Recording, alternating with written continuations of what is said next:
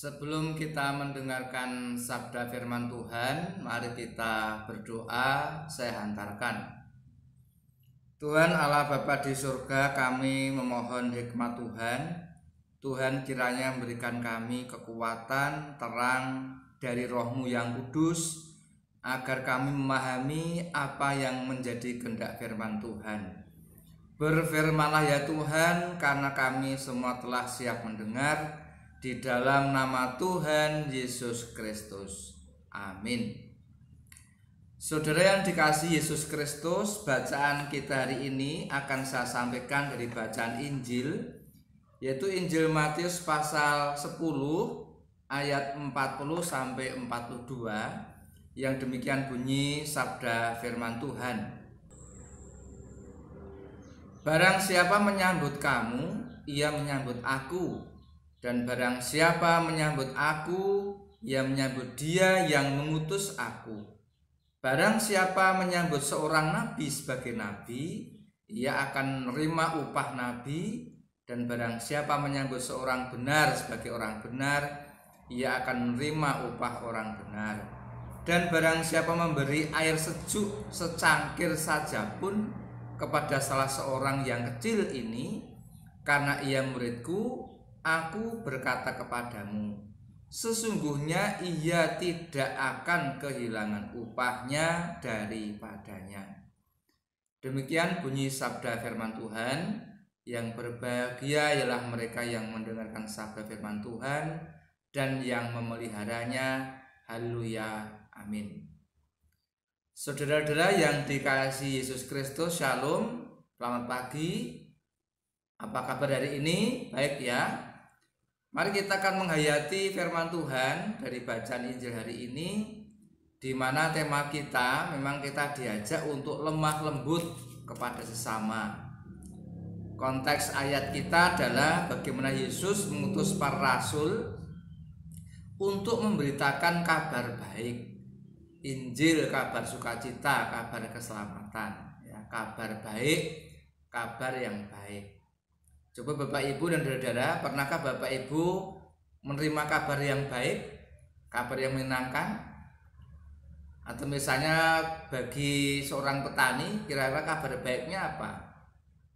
Ya mungkin mendengar kabar baik, wah harga jagung musim ini naik, itu ya, itu menyenangkan. Atau pada masa corona ini kabar baiknya apa? Wah bantuan datang lagi, turun lagi ya. Ya, mungkin semakin senang ya. Atau mungkin juga kabar baik bagi ibu-ibu rumah tangga. Nah, misalnya karena ini new normal, dibuka diskon besar-besaran. Nah, maka ini kabar baik untuk para ibu sehingga berbondong-bondong berbelanja. Setiap orang pasti memiliki kriteria yang berbeda-beda tentang apa itu kabar baik bagi dia. Seorang pegawai, seorang pensiunan mungkin berbeda kabar baiknya. Wah, ini gaji ke berapa 14, 15 sudah turun, bisa diambil, atau pensiun ke 13 diambil, ini kabar baik ya. Tapi bisa jadi saya juga bertanya, kalau gitu pernahkah Bapak Ibu mendengar atau menerima kabar yang buruk? Ya tentu ini tidak diharapkan ya. Tapi saya bertanya, misalnya ada sebuah WA atau SMS masuk, nah bunyinya demikian, apakah benar ini nomor Anda? Lalu Anda terpilih sebagai pemenang gebyar undian tertentu ya, sebesar 150 juta. Untuk mengecek silahkan lihat link di bawah ini. Nah Bapak Ibu dan saudara, pernah mendengar atau menerima kabar seperti itu? Itu kabar baik atau kabar buruk? Ya kalau orang yang tidak waspada, wah ini menganggap kabar baik ini, wah dapat uang segitu mau dibelikan apa ya. Tapi bagi orang yang sudah tahu ini kabar buruk ini, karena ini modus penipuan. Nah ketika Tuhan Yesus itu mengutus para murid, Yesus itu mengutus mereka untuk menyampaikan kabar baik, kabar yang baik, kabar yang menyenangkan, kabar yang membuat orang bersukacita, kabar keselamatan, yaitu Injil. Mengapa? Sebab konteks orang-orang pada waktu Yesus dan para murid itu ada, mereka berada dalam kondisi psikologi iman yang kritis, tidak memiliki harapan, putus asa, penuh penderitaan. Kenapa? Mereka dijajah habis-habisan oleh pemerintah Romawi. Mereka mengharapkan Mesias, mengharapkan seorang penolong, penghibur, sehingga mereka datang. Para rasul diutus itu supaya mereka memberikan kabar yang baik, bukan malah nambah-nambahi penderitaan ya. Sudah menderita, sudah sulit, masa pandemi corona, semuanya seperti dapat kabar buruk, itu kan malah semakin membuat orang semakin grantes bahasa Jawane, atau semakin merana ya. Mestinya orang mendapat kabar yang segar, menyenangkan, sehingga hidupnya semangat. Ya, sudah menderita pada pandemi corona, dapat kabar baik, anaknya lulus, atau menantunya itu dapat kabar sudah hamil, atau mendapat kelahiran pertama, cucu pertama. Ini kan kabar yang menyenangkan. Nah, barang siapa menyambut kamu, ia menyambut aku, dan barang siapa menyambut aku, ia menyambut dia yang mengutus aku. Jadi ketika para murid diutus untuk menyampaikan kabar baik, mereka memiliki beban hidup yang menyenangkan, yaitu apa? Mereka diutus itu bukan atas nama dirinya sendiri, tapi dia yang mengutus para murid, yaitu siapa? Tuhan Yesus Kristus. Makanya ketika orang-orang yang menerima kabar baik itu menyambut para murid, mereka bangga karena yang disambut adalah yang mengutus, yaitu Yesus Kristus sendiri.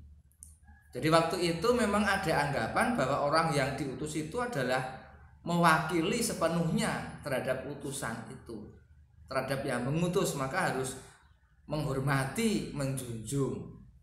Ini kan dalam dunia nyata kan sering kita lihat ya. Misalnya Bapak Ibu, saya ingin bertanya, kalau Bapak Ibu misalnya punya gawe, ingin melamar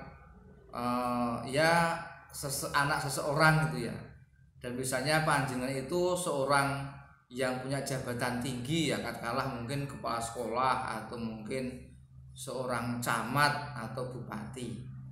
Nah, ketika panjenengan Bapak Ibu Saudara itu mewakilkan, mengutus orang untuk ngomong mewakili keluarga, kira-kira yang diutus siapa? Orang sembarangan atau orang yang dipilih khusus? Sebab paling tidak biar ini menggambarkan Anda yang mewakilkan.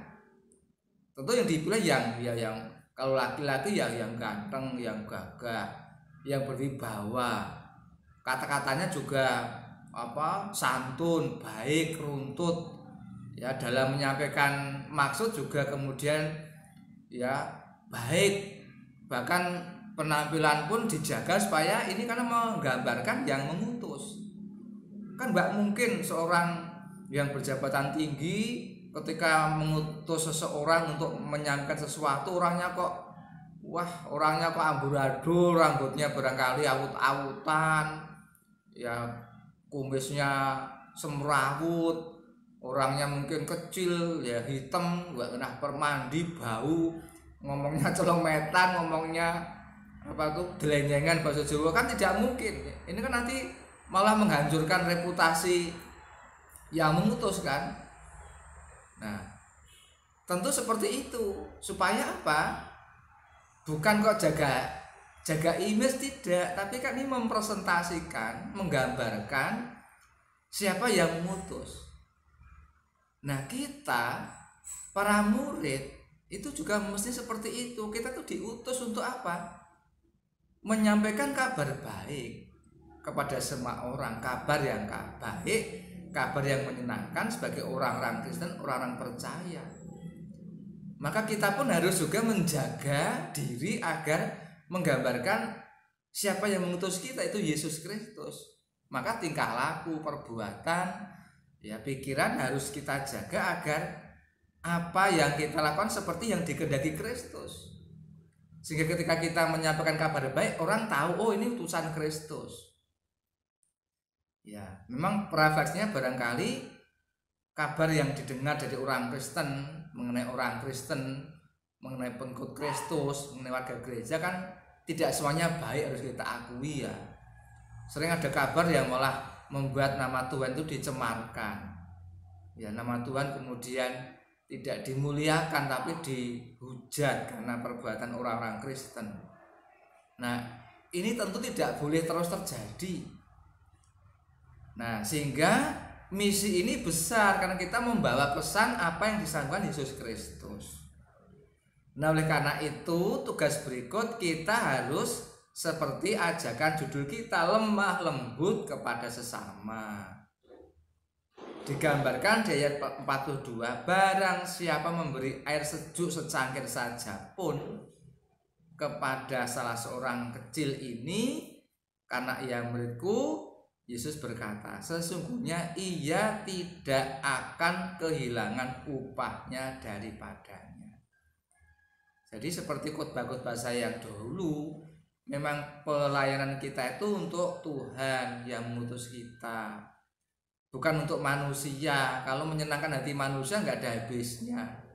Karena manusia itu mudahnya apa? Modo atau mengkritik, jarang menghargai, jarang beri ucapan terima kasih, maunya diperhatikan, bukan perhatikan. Selalu saja ada yang kurang, seperti itu. Nah, kalau kita melayani untuk itu ya tidak akan mendapat kepuasan. Tapi kalau kita melayani untuk yang mengutus kita, Yesus Kristus, Tuhan berkata, kita tidak akan kehilangan upahnya. Apa itu? Upahmu besar di surga. Jadi kalau ini yang dilakukan, maka kemudian melayani itu ya senang saja, happy saja, enjoy saja. Wong yang saya lakukan bukan untuk kamu, tapi untuk Tuhan. Maka yang saya muliakan Tuhan, yang saya puji itu Tuhan. Perkara kamu nggak puas, kamu tidak seneng, itu kan urusan kamu. Wong namanya manusia kan memang milihnya itu selalu sempurna kan nggak mungkin. Nah, inilah yang perlu kita lakukan sebagai utusan-utusan Tuhan. Yang pertama, kita harus mempresentasikan, menggambarkan kita adalah orang-orang yang diutus, dipilih secara khusus menyampaikan kabar baik. Maka harus menunjukkan, mewakilkan seperti apa yang mengutus, yaitu Yesus Kristus yang lemah lembut, memberikan